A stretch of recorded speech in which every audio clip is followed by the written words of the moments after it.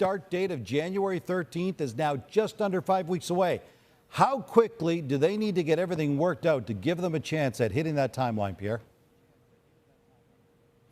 Yeah, Gino, every day counts over the next week. What I can tell you is happening right now is both sides have this sort of living, breathing document that keeps going back and forth between the two sides. They keep adding to it. They keep negotiating other elements of the protocol, of the rules, the regulations.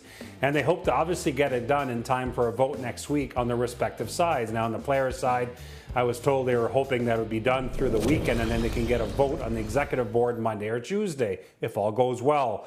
Now, I asked a governor who was on the call Wednesday with the NHL, and all they heard on that call was get ready for a vote perhaps sometime next week. I looked for a little more clarity there, and I was told from a leak source perhaps a board vote by the end of next week. Now, listen, I mean, the Ottawa Senators are part of the Forgotten Seven. They get to start their camp 3 days before the 24 teams who played and returned to play last summer. That's December 31st. You're talking about players that need 14-day quarantine. That's next Wednesday, that 14 days. So I think people want this ratified as soon as possible next week. Yeah, I think that's absolutely right, Pierre. But look, you're 3 weeks, a bit more than 3 weeks outside of NHL training camp, early January.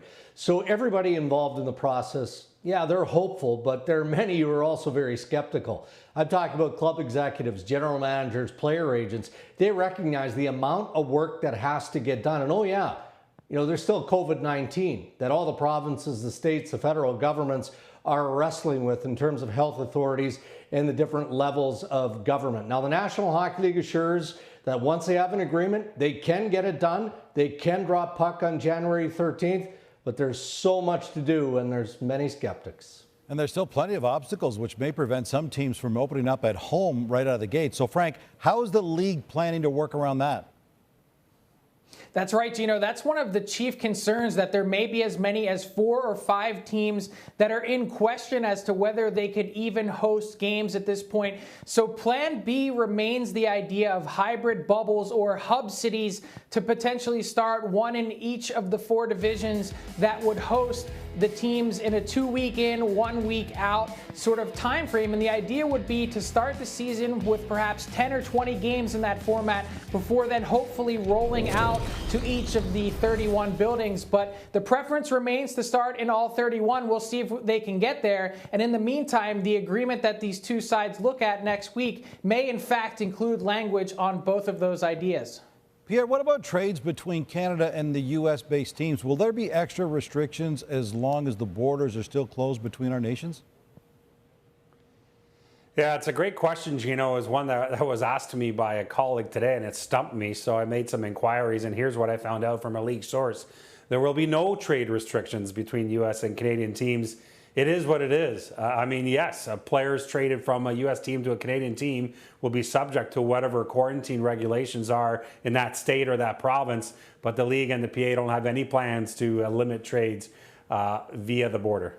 NHL coaches didn't need to wear masks in Edmonton and Toronto because they were in bubbles. They were constantly being tested.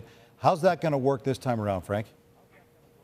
Well, that remains to be seen exactly, Gino. The two sides are still working on protocols such as that, but I informally polled a handful of NHL coaches today, one saying definitively doesn't matter whether the protocol asks for it or not, he will be wearing a mask on the bench. And another said, hey, you know what, it ultimately may benefit us. He said, at that point, perhaps I could swear a little bit more off camera rather than worrying about the camera. So a little much needed humor at a time like this.